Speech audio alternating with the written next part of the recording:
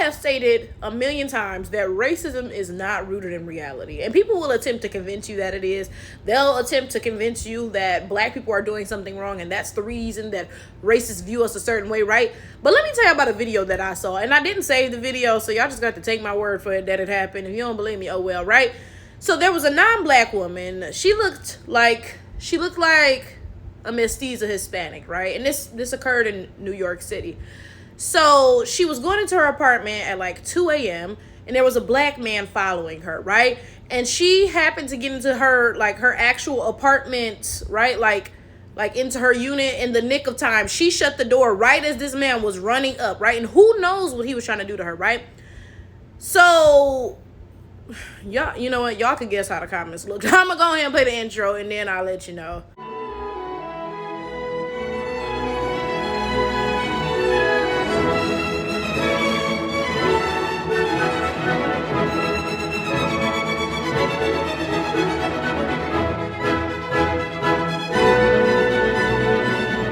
The comments were full of white people like, ugh, black fatigue. This is why you shouldn't live around in words so and so and so, yada, yada, yada. This is that black culture.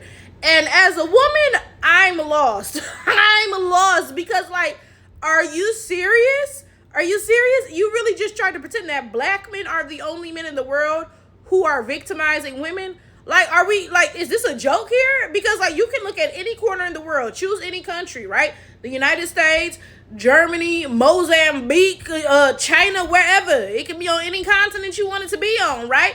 And I promise you that the men there are victimizing women because that has nothing to do with race. That's just what men do to women. So I'm really lost at, like, how they were basically saying, not basically, no, they were straight up saying, this is something that black men do. Like, what? Now, let me make it abundantly clear that I am not defending that black man at all in any capacity, right? Because something that some of the black community struggles with is understanding that as black people, yes, we absolutely experience racism, yes, but you can still be wrong sometimes, right? Like, so yes, that black man was wrong for attempting to harm a woman, absolutely. But at the same time, yes, he is also the victim of racism, clearly, you know, based off these comments. So, you know, we can call out the racism that this black man and black people as a whole are experiencing without basically saying that black people can do no harm. And honestly, it's not even black people. Y'all do this disproportionately with black men. Like, black women don't receive any grace at all, ever. But a black man can rob, rape, kill, steal, whatever. And y'all will be like, oh, you trying to bring down the black man. No, we're just trying to hold this nigga accountable for his actions because he's a terrorist. Like, what are we talking about? What, right? So, again, let me make it very clear. I'm not defending that man at all in any capacity, but I'm calling out the delusion that is racism. It's a delusion because there's no way you look all around the world and you see the same thing happening and you say, I'm just going to ignore that and pretend that it's just black people doing it.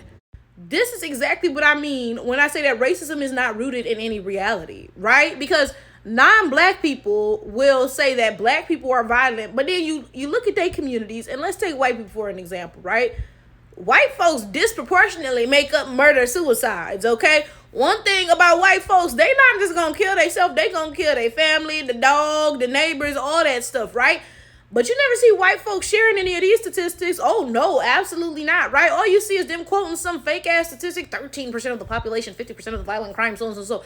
The statistic isn't even real. But one thing I've said about white people, yo, is that they will repeat something until it becomes their reality. And it's crazy because it is so easy to manipulate people. If you repeat something convincingly enough, people will really believe you, and it can damn near become reality for real. I'm not even joking, y'all. And let me tell you an example of this, right? When I was in high school, when I was in 9th grade, right, we had this African lady who taught French. Her name was Madame Tomomo. She was from Benin. And Madame Tomomo, she was busted. I'm not going to hold y'all. Like, she stayed having her shoes off and her feet kicked up on the desk. Mind you, she needed a pedicure. Bunions on top of bunions, feet all ashy. We like, Madame Tomomo, like, girl, put them dogs up. Like, y'all, look, okay? So, as a joke, I started telling people that Madame Tomomo was my friend's mother, right? Just randomly. I don't know why. Like, that is so random, but I started telling people this, right? And I would say it so convincingly, so nonchalantly, I just be like, oh, yeah, Madame Tomomo, that's so mama, right? And when I tell you, folks really believe me to the point where people will be walking up to him like, oh, ain't Madame Tomomo your mama? He'd be like, no, like, what? I'm cracking up because that's how I know how easy it is to convince folks of something. If you say it enough times, you can really convince some folks of some untrue ass shit. White people still walking around talking about this dumb ass 13% of the population, 50% of the violent crime. That shit's just not fucking true. But they say it so much that everybody believes it, and it might as well be true. Y'all gotta start reading them old, like, newspapers and stuff.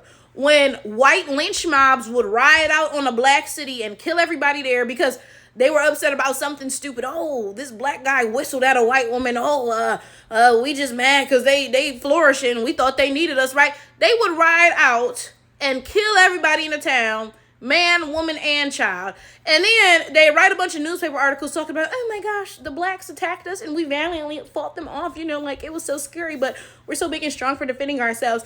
They have always done this. They have always manipulated reality into whatever they wanted it to be. That's why they always have this perpetual victim complex, because that's what they've always done. Something I have said about white people before, baby, they are master manipulators. And they might act dumb, but they are not. They are not dumb at all. If you are not on your guard, white people will manage to convince you that they're the victims in all of this, right? Like for example, they've ostracized black hair for centuries to the point where black women wear wigs and weaves and stuff because quite literally, we had to survive. I went to a job interview in 2021. Mind you, this was not 1921 or 1821. And I was denied that job because I had dreadlocks. I'm not even joking, right? And now these same white people are out here getting braids and faux locks and stuff, right? And then when black people call them out on that and say, hey, wait, that's the same hairstyle you said that I couldn't wear. That's my hairstyle you said I couldn't wear, but now you wearing it. They're like, well, golly gee, it's just hair, my dog diggity. Like, I can do what I want with my hair. Like, yo, if you are not if you are not paying attention, these people will pull the wool over your eyes completely. And it's crazy. It's scary. Actually, they will have you thinking that they're the victims in all of this. What? They said that I can't wear braids. Oh my gosh, like, I'm so victimized. I can't use the N-word anymore. Like, it's just a word. It's in all the music. So and so and so. They will have you thinking they are the victims. Isn't that wild?